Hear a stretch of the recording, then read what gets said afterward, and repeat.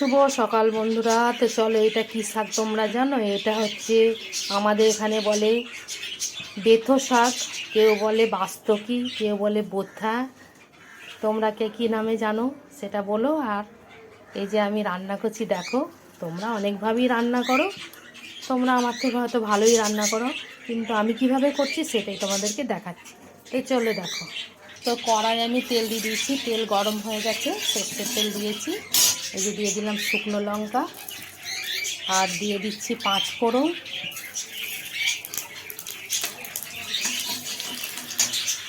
আর এই যে রসুন দিয়ে দিচ্ছি। এই শাকে রসুন একটু বেশি করে দিলে খুব টেস্ট হয়।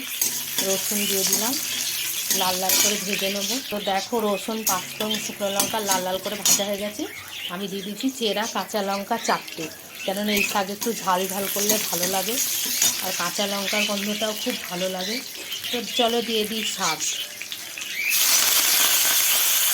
আর আমি একটু বেগুন যোগ করলাম এর সাথে। আমি ফোড়ঙে বেগুনটা দিলাম না, কেননা শাকের গন্ধটা থাকে না ফোড়ঙে দিলে, বেগুনে ভাজা ভাজা গন্ধ আসে, তাই আমি পরে বেগুনটা দিলাম। তোমরা ভেজেও দিতে পারো। আর আমি পরিমাণ মতো নুন দিয়ে দিলাম, যে আমি এবার চাপা দিয়ে দেবো। আর এতে জল লাগে না, শাকের যে জল সেটা দিয়েই সেদ্ধ হয়ে যাবে খুব সুন্দরভাবে। তো চাপা দেওয়া ছিল, আগে চাপা দেওয়ার পরে নুন দিয়ে রেখেছিলাম, দেখো কত সুন্দর জল বেরিয়ে গেছে, সেদ্ধ হয়ে গেছে।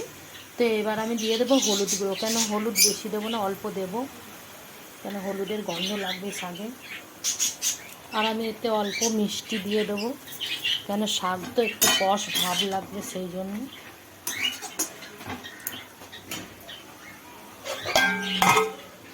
চাপা দিয়ে দিয়ে রান্না করে নেব। তো দেখি কেমন হলো। তো এই যে শাকটা মনে হচ্ছে আমার শাকটা আমার হয়ে এসছে। আর এই শাক ঝিরো ঝিরো ভাজা হয় না, গা মাখা হয়। তো চলো, শাকটা হয়ে গেছে, নামিয়ে নিই। তো দেখো শাক রান্নাটা আমার পুরোপুরি কমপ্লিট। আবার দেখা হবে নতুন কোনো ভিডিও নিয়ে। তো ভিডিওটা ভালো লাগলে লাইক শেয়ার কমেন্ট করো। চলো টাটা।